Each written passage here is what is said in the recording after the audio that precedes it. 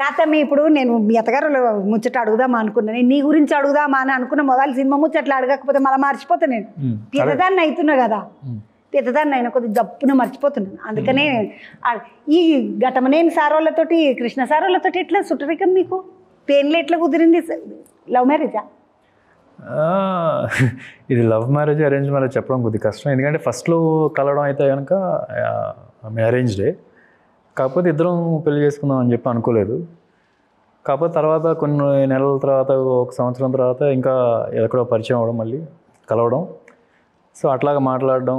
And అప్పుడు మాకు ఇద్దరికి మా ఐడియాలజీస్ కలవడం, అప్పుడు మేము వెళ్ళి చెప్పాం. సో అది అరేంజ్డ్ లవ్ అని చెప్పి అనొచ్చు. పెద్దదా మాకున్న వాళ్ళు ఇగో ఇట్లుంటారు, లొలి వేసుకుంటా పంచాదులు చేసుకుంటా ఇటు ఉరుకుతామో అటు ఉరుకుతామో అన్నట్టుగా కాకుండా దమాకు పెద్దగా ఉంటే, అంటే చదువుకున్నావు కదా అప్పటికే బాగా నువ్వు, అందుకని అట్లా ఆలోచన చేసుకొని ఇట్లా చేయాలనుకున్నారేమో తమ్మి. ఎప్పుడన్నా మీ ఆమెకి ఇంత వండిపెట్టిన ఆలోచన చేస్తే ఏమి జరగవు, అలా జరుగుతూ ఉంటాయి. అది కోఇన్సిడెన్స్లే. అంటే మా పేరెంట్స్ వాళ్ళ పేరెంట్స్ తెలుసు, ఫ్యామిలీస్గా పరిచయాలు ఉన్నాయి. నాకు తను పర్సనల్గా తెలియకపోయినా సరే మా అమ్మ నాన్నకి, మా అమ్మగారికి, వాళ్ళ అమ్మమ్మ గారికి పరిచయాలు ఉన్నాయి. మీ ఆమెకి ఎప్పుడన్నా ఏమన్నా వండి పెట్టినవా? మా ఆవిడికి నేనా? ఎందుకు ఏ వండవా? ఎప్పుడు ఆమె వండితే తినుడేనా? ఇంట్లోనే తింటావా, బయటకి తెప్పించుకొని తింటావా? ఎక్కువ ఇంట్లోనే తింటాను. అంటే మనం చేసింది వాళ్ళకి నచ్చాలి కదా. అట్లా ఉంటుందా? మా ఆయన చేసిండు అంటే ఎడికూర కారం వేసినా కూడా తింటారు ఆడపిల్లలు. మీ ఆయన మా ఇంటికి వచ్చి వండి పెడతాడా? మా ఆయన చేసింది నాకు నచ్చుతుంది, మీ ఆమెకు నువ్వు చేస్తే నచ్చుతుంది, మా ఆయన చేస్తే నచ్చుతుందా? అట్లుంటుందా? అట్లా ఎలా ఉంటుంది? అది ఎలా ఉంటుంది? ఒక మంచి వంటకం చేసిందంటే అందరికి నచ్చుతుంది. నేను అంటున్నది ఆ పాపం పిల్లను, మీ ఆమెను అంటలేను అమ్మ. నువ్వు మెల్లగా మిడత లెక్క కలిపేసినావు, అందులోకే చిన్నగా తిప్పుకున్నావు కాదు. నేను అంటుంది నువ్వు ఎప్పుడన్నా మీ ఆమెకి ఏమన్నా వండి పెట్టినవా అంటున్నా. వండాను. ఏం వండి పెట్టినావు తమ్మి? చికెన్ వండాను, ఆమ్లెట్ వేసాను.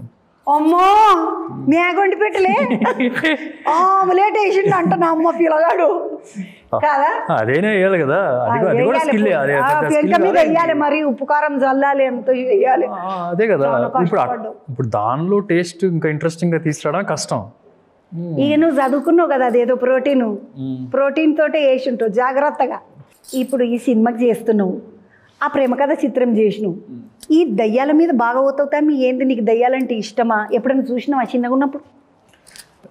పెద్దగా అయినాక చిన్నగా ఉన్నప్పుడు ఎప్పుడన్నా చూడలేదు, కానీ ఎక్కడో కొన్ని చోట్ల భయపడిన సిచ్యువేషన్స్ ఉన్నాయి. మనం ఏదో కోఇన్సిడెన్స్లు అనుకుంటూ ఉంటాం కొన్నిసార్లు. అంటే ఇప్పుడు నేను ఈ సినిమా చేసినప్పుడు నాకు కొద్దిగా అర్థమైంది ఏంటంటే, కొన్నిసార్లు మనం ఉన్నట్టుండి ఒక ప్లేస్లోకి వెళ్ళినప్పుడు హెవీగా బ్రీదింగ్ చేయడం, సౌండ్లు ఎక్కువ పడతాం, ఏదో సౌండ్లు వినిపించడం, అటు ఇటు చూడడం, అలా జరుగుతున్నప్పుడు ఏదో పాత బిల్డింగ్ అలా అనుకుంటూ ఉంటాం. కానీ ప్రతి ఒక్కసారి అది అయిండకపోవచ్చు. కొన్నిసార్లు ఏంటంటే మనకి దయ్యం కనిపించదు, కానీ మనకి ఈ ద్వారా మనకి ఉన్నట్టుగా ప్రెజెన్స్ మనకు తెలియజేస్తుంది అనమాట.